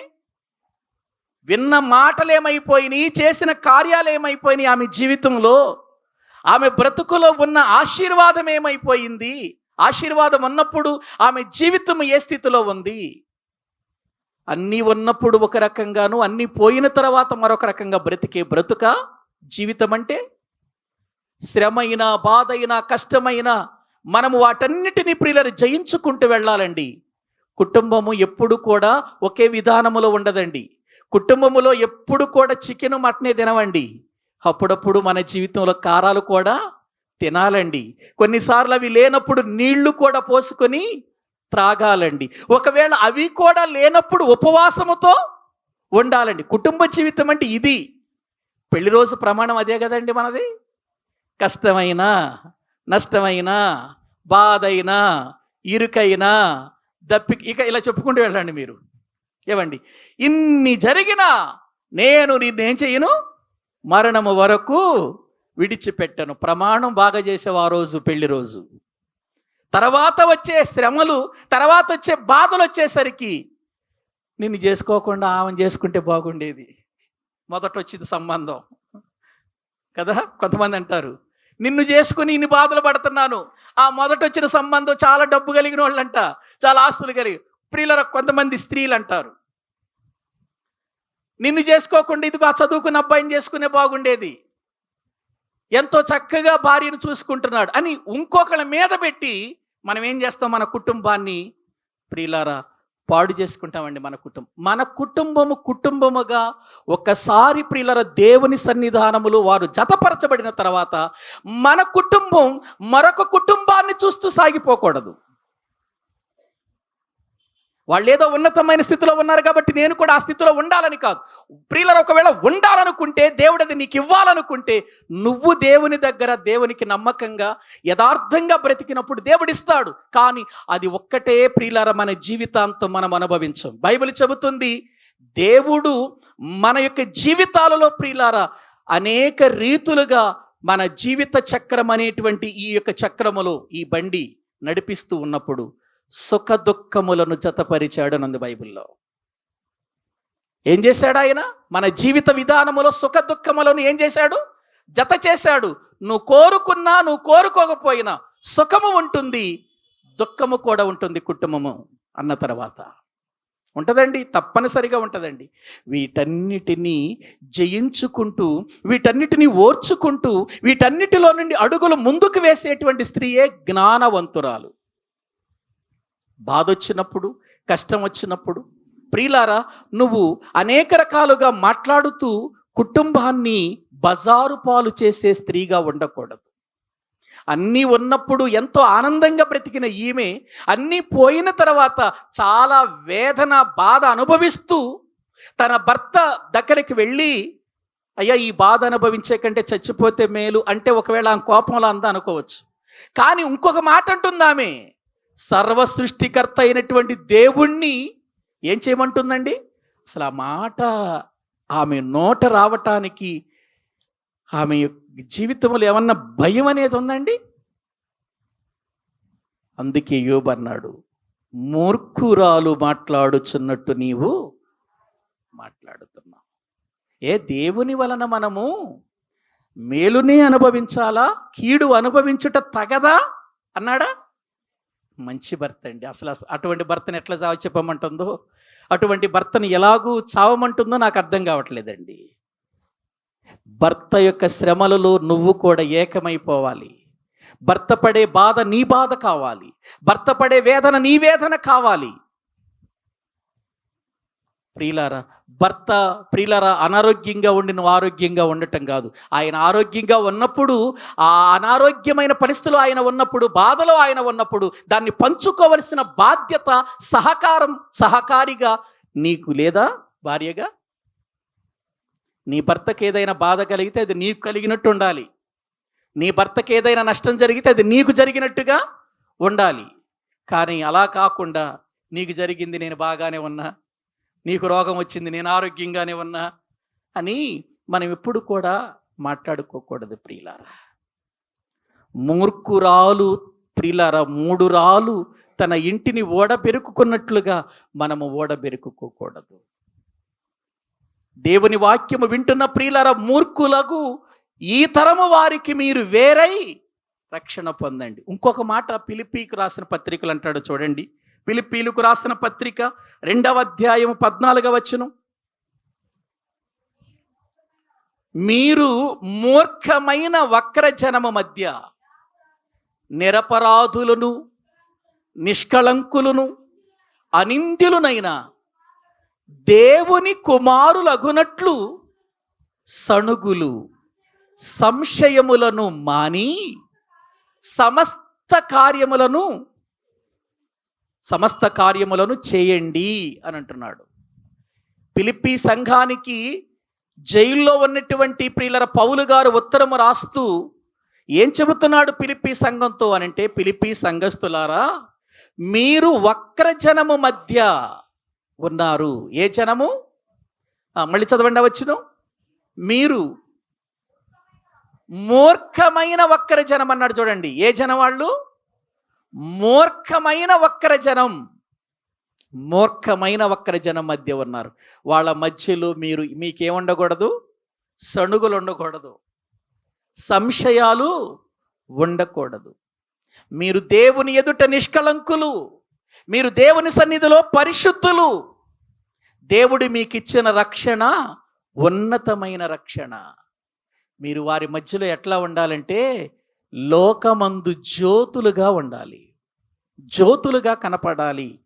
వక్రజనము మధ్య, మూర్ఖజనము మధ్య మీరు కూడా వారిని బట్టి దేవునికి దూరం కాకూడదు. ప్రియులారా, ఒక్కసారి ఆలోచించండి. మూర్ఖత అనేది ఒక మనిషి జీవితాన్ని, ఒక మనిషి కుటుంబాన్ని, ప్రియులార సమాజాన్ని ఎలా నాశనం చేస్తుందో ఒక్కసారి పరిశీలన చేయండి. ప్రియులార, అది తీసేసుకోవాలండి, మనం తీసివేసుకోవాలి. ఒకవేళ మూర్ఖుడు ఎదురయ్యాడు అనుకో, బైబిల్ ఏం తెలుసా? వాడు నోరు తెరవక ముందే వాడు నోరు మూపించేసేయండి అన్నాడు. చూడండి, పేతురు గారు రాసిన పత్రిక, మొదటి పత్రిక 2వ అధ్యాయం 15వ వచనం. పేతురు గారు రాసినటువంటి మొదటి పత్రిక, దేవుని వాక్య భాగములో మనము చూస్తే ప్రియులార 2వ అధ్యాయము 15వ వచనం. ఏలయనగా మీరిట్లు యుక్త ప్రవర్తన గలవారై అజ్ఞానముగా మాటలాడు మూర్ఖుల నోరు మూయుట దేవుని చిత్తం. ఏం చేయాలంట మనం? మీరు జ్ఞానం కలిగిన వాళ్ళు. మూర్ఖుడు నోరు తెరవక ముందే మీరు జ్ఞానముతో మాట్లాడి, ఇక వాడు నోరు తెరవకుండా వాడి నోరు ఏం చేసేయాలి? మీరు మూయించేయాలి. వాడు నోరు తెరిచాడంటే వాడు మూర్ఖుడు, వాడు ఏదైనా చేయగలుగుతాడు. వాడి నోరు మూసేయాలి మీరు. అది దేవుని చిత్తం అన్నాడు చూడండి. మూర్ఖుల నోరు మూయించుట దేవుని యొక్క చిత్తం అని అన్నాడు. అవును ప్రియులారా, ఈ రోజున ఎంతోమంది మూర్ఖులు సత్యము తెలిసిన, వాక్యము తెలిసిన, దేవుని గ్రంథమును గురించి ఇది గొప్పదని తెలిసినా కూడా ఎన్నో రీతులుగా వక్రీకరించి, ఎంతగా వాళ్ళకి సమాధానం చెప్పినా బైబిల్ గురించి చెడ్డగా మాట్లాడుతూ, క్రీస్తును గురించి చెడ్డగా మాట్లాడుతూ, ప్రియులారా లేఖనాలను గురించి అపార్థం చేసుకుంటూ మాట్లాడుతూ లోకములో వాళ్ళకి సమాధానం ఇచ్చినా కూడా వాళ్ళు అలాగే బ్రతుకుతున్నారు. వాళ్ళ నోరు మూయించుట దేవుని చిత్తం. ప్రియులారా, గమనించండి, పౌలు గారు కూడా ఒకానొక సమయంలో ప్రార్థన చేయమన్నాడు. మేము మూర్ఖుల చేతిలో పడకుండా, దుష్టులైన మూర్ఖుల యొక్క విధానములోనికి వెళ్లకుండా, వాళ్ళ చేతిలో పడకుండా మా కోసం ప్రార్థన చేయండి అన్నాడు. చూడండి, తెస్సలోనికే సంఘంతో తెస్సలోనికులకు రాసిన 2వ పత్రిక 3వ అధ్యాయము 2వ వచనం చదువుకుందాం. తెస్సలోనికులకు రాసినటువంటి 2వ పత్రిక 3వ అధ్యాయము దేవుని వాక్య భాగములో 2వ వచనం చదువుకుందాం. మేము మూర్ఖులైన దుష్ట మనుషుల చేతిలో నుండి తప్పింపబడు నిమిత్తమును మా కొరకు ప్రార్థించుడి, విశ్వాసము అందరికీ లేదు. తెస్సలోనికే సంఘస్థులారా, ఇదిగో మేము అనేక స్థలాలలోనికి వెళుతున్నాం, దేవుని వాక్యాన్ని ప్రకటిస్తున్నాం, దేవుని మాటలు ప్రకటిస్తున్నాం. మేము ప్రకటిస్తున్నప్పుడు మమ్ములను ఎదుర్కొంటూ దేవుని వాక్యం చెప్పకుండా, దేవుని వాక్యానికి వ్యతిరేకంగా మాట్లాడుతూ, దేవుని వాక్యానికి లోబడకుండా, సరిచేసుకోకుండా కొంతమంది దుష్ట మనుషులు మూర్ఖులుగా మా దగ్గరకు వచ్చి మమ్ములను ఏం చేస్తున్నారంటే, ఎలాగైనా సరే దేవునికి దూరం చేయటానికి, దేవుని మాటలు ప్రజల యొద్దకు వెళ్లకుండా చేయటానికి ప్రయత్నం చేస్తున్నారు. కాబట్టి వారి చేతిలో, మూర్ఖుల చేతిలో పడకుండా మీరు మా కొరకు ఏం చేయమని సంఘాన్ని కోరుకుంటున్నాడు? ప్రార్థన చెయ్యండి. ప్రియులారా, ప్రార్థన ఎందుకు చేయమంటున్నాడంటే, మూర్ఖుల చేతిలో పడకుండా. ఈరోజు దేవుని వాక్యము వింటున్న నా ప్రియ సహోదరి సహోదరులారా, అంటే ఒక మూర్ఖునితో ఎంత ప్రమాదమో, ఒక మూర్ఖురాలతో ఎంత ప్రమాదమో ఆలోచించండి. అంటే ఒక మూర్ఖుడు ఇంటిలో ఉన్న ప్రమాదమే, ఒక మూర్ఖుడు సమాజములో ఉన్న ప్రమాదమే, ఒక మూర్ఖుడు సంఘములో ఉన్న ప్రమాదమే, ఒక మూర్ఖుడు ప్రియులారా ప్రజల మధ్యలో ఉన్న ప్రమాదం. అంటే వాడు ఇక ఎక్కడ ఉన్నా ప్రమాదం, బయట ఉన్న ప్రమాదమే, సంఘంలో ఉన్న ప్రమాదమే. అందుకే ప్రియులారా, మూర్ఖత్వాన్ని విడిచిపెట్టాలి, మనం వాక్యానికి లోబడాలి. దేవుని యొక్క సన్నిధానములో మన బ్రతుకులలో ఆ మూర్ఖత్వం మనల్ని ఆ స్థాయికి తీసుకుని వెళ్ళక మునిపే మన జీవితాలు మారాలి. ఉపదేశాన్ని ఎప్పుడూ తిరస్కరించకూడదు, దేవుని జ్ఞానాన్ని మనం ఎప్పుడూ తిరస్కరించకూడదు. అది మూర్ఖులు చేసే పని. మూర్ఖులు, మళ్ళీ చదవండి, సామెతల గ్రంథం 1వ అధ్యాయం 7వ వచనాన్ని చదువుకుందాం. యెహోవా యందు భయభక్తులు కలిగియుండుట, మూర్ఖులు జ్ఞానమును ఉపదేశమును తిరస్కరించుదురు. మూర్ఖులు జ్ఞానాన్ని తిరస్కరిస్తున్నారు, ఉపదేశాన్ని ఏం చేస్తున్నారు? తిరస్కరిస్తున్నారు. ఉపదేశాన్ని తిరస్కరించేవాడి స్థితి, జ్ఞానాన్ని తిరస్కరించేవాడి స్థితి ఎంత బాధలోనికి వెళ్ళిపోవాలో తెలుసా? ఒకరోజు ఏడవాలి. ఆ రోజు నేను దేవుని సేవకుడు ఎంతగా వాక్యం చెప్పినా కూడా నేను లోబడలేదు, వినలేదు, ఎందుకు నేను ఈ స్థితికి వచ్చానని ఏడుస్తాడట. చూడండి ఆ మాటలు, అదే సామెతల గ్రంథం, దేవుని వాక్యములో ప్రియులారా, సామెతల గ్రంథం 5వ అధ్యాయము దేవుని వాక్యములో 12వ వచనం. ఆ ఉపదేశం త్రోసేసిన వారు, లేకపోతే జ్ఞానాన్ని నెట్టివేసినటువంటి వాడు ఎలాగూ బాధపడుతున్నాడో చూద్దామండి. అయ్యో, ఉపదేశము నేనెట్లు త్రోసివేసి తిని, నా హృదయము గద్దింపునెట్లు తృణీకరించెను, నా బోధకుల మాట నేను వినకపోతిని, నా ఉపదేశకులకు నేను చెవియొగ్గలేదు. నేను సమాజ సంగముల మధ్య నుండినను ప్రతి విధమైన దౌష్ట్యమునకు లోబడుటకు కొంచెమే ఎడమాయను అని నీవు చెప్పుకొనుచు మూలుగుచు నుండు. ఆ రోజు మూలుగుతూ, బాధపడుతూ, వేదన చెందుతూ, తట్టుకోలేక, ఆ బాధ తట్టుకోలేక, ఆ శిక్ష తట్టుకోలేక, ఆ దుఃఖపు పరిస్థితులు తట్టుకోలేక, ప్రియులారా, ఆశీర్వాదములో బ్రతకవలసిన నీవు కీడును అనుభవిస్తూ, దేవుని యొక్క సన్నిధానములో ప్రియులారా చెప్పిన మాటలు వింటూ కూడా జాగ్రత్త పడకుండా ఉన్నటువంటి నీవు ఆ కీడు అనుభవిస్తూ ఏం మాట్లాడాల్సి వస్తుందట? మాట్లాడుతున్నాడు ఇక్కడ. అయ్యో, ఉపదేశము నేనిట్లు తృణీకరించేశాను, త్రోసివేశాను. ఆ రోజున మార్చుకోమని చెప్పారు, జాగ్రత్త పడమని చెప్పారు, కానీ ఏం చేశాను? నేను త్రోసివేశాను. నా హృదయం నన్ను గద్దించింది. ఏమండి, మూర్ఖుడు హృదయం గద్దించదా? అతన్ని గద్దిస్తుంది, సరిచేసుకోమని చెబుతుంది. గద్దించినప్పటికీ కూడా చివరికి నా హృదయాన్ని కూడా నేనేం చేశాను? గద్దింపును తృణీకరించేశాను. అంటే ఒక ప్రక్క ఉపదేశము నేను త్రోసేశాను, మరో ప్రక్క నా హృదయమే నన్ను గద్దించింది. నువ్వు చేసే తప్పు, నువ్వు సరైన వ్యక్తి కాదు, సరైన జీవితం కాదు నీది, సరైన మాట కాదు నీది, సరైన ఆలోచన కాదు నీది, నీ ఆలోచనలే, నీ తలంపులే, నీ ఉద్దేశాలే కరెక్ట్ అనుకుంటూ బ్రతుకుతున్నావే, అది సరైంది కాదు, నువ్వు మానుకో అని హృదయం చెప్పినా, హృదయం గద్దించినా కూడా ప్రియులారా అది ఏం చేశాడట? నా హృదయము గద్దింపునిట్లు తృణీకరించాను. నా బోధకుల మాట నేనేం చేయలేదు. చెప్పారు బోధకులు, వాక్యాన్ని చెప్పారు. ఏముందలే, ఆ వాక్యం నాకు తెలియని వాక్యమా, నాకు తెలియని విషయాలా? నేను కూడా స్టేజ్ మీద నిలబడితే ఆయనకంటే బాగా చెప్పేవాడిని, చెబుతాను అని ఆ రోజున ఏం చేశావు? నా బోధకుల మాట నేను వినకపోతిని, నా ఉపదేశకులకు నేను ఏం చేయలేదు, చెవి యొగ్గలేదు. నన్ను ఎంతోమంది ఉపదేశించారు, అయినా కూడా నేను అసలు చెవి యొగ్గలేదు. నేను సమాజ సంగముల మధ్య ఉండినా, అంటే ఎక్కడున్నాడు ఈ వ్యక్తి? సమాజాల్లోనే ఉన్నాడు, సమాజములో ఉన్న సంఘములోనే ఉన్నాడు.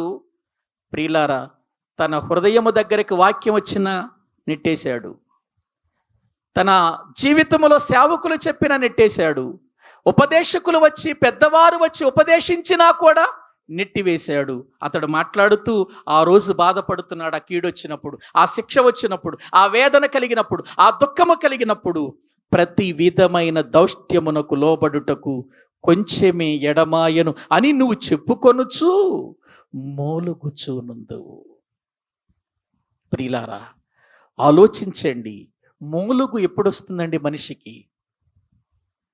తట్టుకోలేని బాధ కలిగినప్పుడు మనిషి ఏమైపోతాడో చెప్పండి? మూలుగుతాడు కదా. ఏమండి, జ్వరం వచ్చిందండి, జ్వరంలో బాగా తీవ్రంగా వచ్చిందండి జ్వరం, చలి విపరీతంగా, దుప్పట ముసుకేసుకొని ఏం చేస్తూ ఉంటాడు ఆ వ్యక్తి? ఆ బాధ తట్టుకోలేక మూలుగుతూ ఉంటాడు. అంటే బాధ ఎక్కువైనప్పుడు వచ్చే మూలుగండి ఇక్కడ. ప్రియులారా, గమనించండి, మన కుటుంబాలను మనం సర్వనాశనం చేసుకోవద్దు. మన జీవితంలో ప్రియులారా, ఇదిగో మనము కట్టుకునే విధానములో మన కుటుంబాల్లో జ్ఞానం ఉపయోగించాలి. అందుకే భార్యాభర్తలు ఇద్దరు కూడా ప్రియులారా ఒక కుటుంబాన్ని కట్టుకునే విషయంలో జ్ఞానాన్ని ఉపయోగించాలంటాడు పేతురు గారు. జ్ఞానాన్ని ఉపయోగించాలి, ప్రాముఖ్యంగా భర్త జ్ఞానాన్ని ఉపయోగించాలంటాడు. ఎందుకంటే స్త్రీలు బలహీనమైన ఘటమని ఎరిగి వారితో జ్ఞానముతో ఏం చేయమన్నాడు? కాపురం చేయమన్నాడు. జ్ఞానం ఉపయోగించాలి. ఎందుకంటే బలహీనమైన ఘట్టంలో కొన్నిసార్లు జ్ఞానం ఉండదు, అది మన జీవితానికి నష్టాన్ని కలిగిస్తుంది. నష్టము కలిగించే పరిస్థితి ఎవరి ద్వారా వచ్చినా ఆ నష్టము నుండి బయటపడటానికి మార్గం ఏంటో వెతుక్కోవాలి మనం. అంతే తప్ప ప్రియులారా, మనము అన్ని విషయాలలో కూడా దేవునికి దూరమైపోయి, దేవుని మాటలకు దూరమైపోయి, దేవుని మాటలు వినక, దేవుని మాటలకు లోబడక జీవితాన్ని సర్వనాశనం చేసుకునే మూడునిగా, మూర్ఖురాలుగా మనము ఉన్నట్లయితే, దేవుని యొక్క వాక్యాన్ని తిరస్కరిస్తే రేపు కీడులో పడతామండి. మనం మూలుగుతూ ప్రియులారా ఈ బాధపడతాం. ఆ రోజు నేను దేవుని మాటలు విన్నాను కానీ సరి చేసుకోలేదు, దేవుని మాటలు విన్నాను కానీ నా అహం బట్టి, నాకున్న మూఢతను బట్టి నేను జాగ్రత్త పడలేదు అని ఆ రోజు ఏడుస్తామండి, ఏడుస్తాం. వద్దండి, జ్ఞానాన్ని త్రోసివేయొద్దండి, ఉపదేశాన్ని తిరస్కరించొద్దండి. ఈ మాటలన్నీ మన కొరకేనండి, ఈ మాటలన్నీ మన జీవితాలను మార్చుట కొరకేనండి, ఈ మాటలన్నీ మన బ్రతుకులను ప్రియులను సరిచేయటానికేనండి, ఈ మాటలన్నీ మన కుటుంబాలను మనం కట్టుకోవటానికేనండి, ఈ మాటలన్నీ మన సంఘాలను వృద్ధి చేసుకోవటానికేనండి, ఈ మాటలన్నీ సమాజంలో మనము గొప్ప వ్యక్తులుగా ప్రియులారా నిలబడటానికేనండి. వద్దు, మూర్ఖత ఉంటే, మూఢత ఉంటే ప్రియులారా దాన్ని తీసివేసుకొనుట ఎంతో మంచిది. అది మన జీవితానికి నాశనాన్ని కలిగిస్తుంది. అది స్త్రీగా, ఒక భార్యగా నీలో ఉన్న అది తీసేయి. ఒక భర్తగా, పురుషులుగా ప్రియులారా, ఇదిగో పురుషులుగా మనలో ఉన్న అది తొలగించుకుంటే మనకు దీవెన. ఎందుకు? దాని వలన మనకు ప్రయోజనం ఏముంది చెప్పండి? ఏమన్నా ప్రియులారా, మూఢత మనలో ఉండటం వలన ఏమన్నా ₹1,00,000 ఏమైనా సంపాదిస్తామా? దాని వలన వచ్చే ఆశీర్వాదాన్ని పోగొట్టుకుంటామే తప్ప మన జీవితంలో ఎన్నటికీ ఏం పొందలేం? మనం దీవెన పొందలేం. మూఢత అనేది వద్దండి, అది ప్రమాదం అండి. ఇంకా ఎన్నో ప్రియులార విషయాలు ఈ యొక్క సామెతల గ్రంథంలో ఉన్నాయి. కానీ నేను చెబుతున్నాను, ఇదిగో ఈ యొక్క మూఢత వలన ఎంతోమంది జీవితాలు పాడైపోయినాయి. సేవ కూడా పాడైపోయింది. సేవకుల జీవితాలు కూడా పతనమైపోయినాయండి ఈ మూఢత వలన. లేఖనాలను మనం ఒక్కొక్కటి చూస్తే, నేను కేవలం మీకు సామెతల గ్రంథంలో ఉన్న సంగతులే చెప్పాను. మనం ఇంకా బయటికి వెళితే ఎన్నో విషయాలు ఈ మూఢతను గురించి ప్రియులారా మనకు బోధిస్తున్నాయి. ఆలోచించండి. మూర్ఖత్వం అనేది మనలో తీసివేసుకోగలిగితే బాగుపడతాం, మనం దీవించబడతాం. ఆధ్యాత్మికంగాను శారీరకముగాను ప్రభువులో మనం బలపడతాం. సమాజము మనల్ని చూచినప్పుడు ప్రియులారా మన నుండి నేర్చుకోవాలి తప్ప, ఒక మంచి నేర్చుకోవాలి తప్ప, మనల్ని చూసి ప్రియులారా సమాజము నింద వేసే స్థితికి వెళ్ళకూడదు. అట్టి ఉన్నతమైనటువంటి స్థాయి ఏంటో మనము ఎరిగి ప్రియులారా జాగ్రత్త పడి దేవుని సన్నిధిలో మనము చెప్పుకొని, ఒప్పుకొని, విడిచిపెట్టి ఒక దీవెనకరమైన కుటుంబముగా మన బ్రతుకులను చేసుకుందాం. తలలు వంచండి, ప్రార్థన చేసుకుందాం. అందరూ కూడా తలలు వంచండి, ప్రార్థన చేసుకుందాం. ప్రియ దేవుని బిడ్డలారా, ఈ దినాన్న దేవుని మాటలు విన్నాం, దేవుని సంగతులు విన్నాం. మరి మన జీవితంలో ఏం తీర్మానం చేసుకుందాం చెప్పండి? వాక్యానికి లోబడదామా? వాక్యానికి మన జీవితాలు అప్పగిద్దామా? వాక్యము యొక్క జీవిత విలువలను మనము కాపాడుకుందామా? లేకపోతే మూర్ఖతను బట్టి సమస్తాన్ని మనము నాశనం చేసుకుందామా? మన కుటుంబాలు, మన బిడ్డలు, మన జీవితాలు అనేకులకు మాదిరికరముగా ఉండాలి అనంటే మనలో మూఢత ఉండకూడదు. మూఢత ప్రమాదకరమైంది. జ్ఞానమే తిరస్కరిస్తుంది. అది ప్రియులారా, అది ఇదిగో ఉపదేశమును తిరస్కరిస్తుంది. చివరికి తండ్రి ఉపదేశాన్ని తిరస్కరించి మూఢతను బట్టే సంతోషిస్తూ, మూఢతను బట్టి ఆనందిస్తూ ఇదే జీవితం అనుకుంటూ జీవిస్తున్నావా? వద్దు. మూర్ఖురాలుగా ప్రియులారా, ఒక మూర్ఖుడుగా మనం బ్రతకొద్దు. దేవుడు చెబుతున్నాడు, మన తండ్రి ఆయన మాటకు మనందరం లోబడాలి. వాక్యం చెప్పే నేనైనా, వాక్యాన్ని వింటున్న మీరైనా, మనమందరము కూడా ప్రభు పాదాల దగ్గరికి వెళదాం. అయ్యా, నాలో మూఢత్వం ఉందేమో, అది ప్రమాదకరమైంది నాయన. దీవెన లేనటువంటి స్థితికి నన్ను తీసుకెళ్తుందయ్యా. కీడులో నన్ను పడవేస్తుందయ్యా. జీవితంలో ప్రభు నాయన ఇల్లును కూల్చేస్తుందయ్యా ఈ మూఢత. ఈరోజు ఎన్నో కుటుంబాలు అలాగే కనబడుతున్నాయి, అలాగే కూలిపోయిన పరిస్థితులు కనబడుతున్నాయి.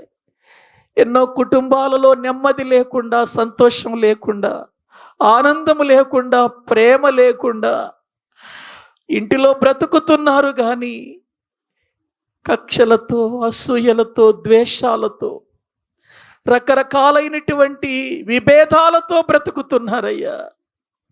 అది మాకు దీవెన కాదు కదా నాయన, అది మాకు ఆశీర్వాదము కాదని మీ లేఖనాలు చెబుతున్నాయి.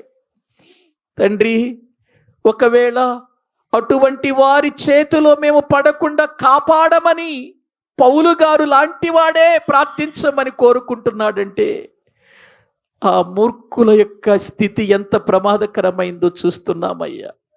అటువంటిది మాలో ఉండకూడదు. అటువంటి వ్యక్తులు మాలో ఉండకూడదు, సమాజంలో ఉండకూడదు, కుటుంబాలలో ఉండకూడదని మీ వాక్యం చెబుతుంది నాయన. కాబట్టి మా బ్రతుకులను మీ ఎదుట పెడుతున్నాం, జాగ్రత్త పరుచుకుంటామయ్యా. మూడు రాళ్ళలాగా మా గృహాలను పాడు చేసుకునే స్త్రీలుగా మేము ఉండొద్దు అని పురుషులు వారి జీవితాలలో మూర్ఖుడిగా బ్రతికి కుటుంబానికి శాపాన్ని తెచ్చేవారిగా కాకుండా మన మూర్ఖత్వాన్ని మనము విడిచిపెట్టి మూర్ఖులకు ఈ తరము వారికి వేరై వాక్యానికి లోబడి బ్రతకాలి. మూర్ఖమైన వక్రజనము మధ్య మనము జ్యోతుల వలె కనబడాలి. దేవుని కార్యాలు సమస్తము జరిగించేవారిగా మనం ఉండాలి.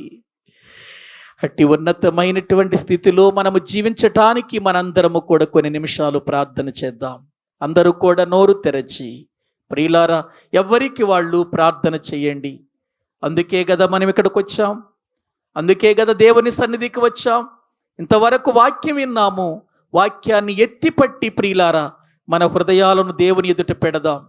ఒకవేళ అలా కాకపోతే మూర్ఖతతోనే మనము బ్రతికితే, అయ్యో నేను ఉపదేశాన్ని త్రోసివేశాను, నా హృదయము గద్దించినప్పుడు నా హృదయ గద్దింపుకు నేను లోబడలేదు, ఇదిగో నా బోధకుల మాట నేను వినకపోతిని, నేను సమాజ సంఘముల మధ్య ఉండినను, ఇదిగో ప్రతి దౌష్ట్యమునకు కొద్దిగా ఎడమాయను, ఇదిగో జీవితంలో మూలుగుతూ బాధపడుతున్నాడు ఆ వ్యక్తి. ప్రియులారా, అటువంటి స్థితికి వెళ్ళిపోకముందే దేవుని వాక్యము చేత మనందరం జాగ్రత్త పడదాం. అందరూ కూడా నోరు తెరచి కొన్ని నిమిషాల్లో ప్రియులారా మనము ఈ స్థలాన్ని విడవక ముందు ప్రార్థనతో ఒక పరిశుద్ధమైన జీవితంతో వెళదాం.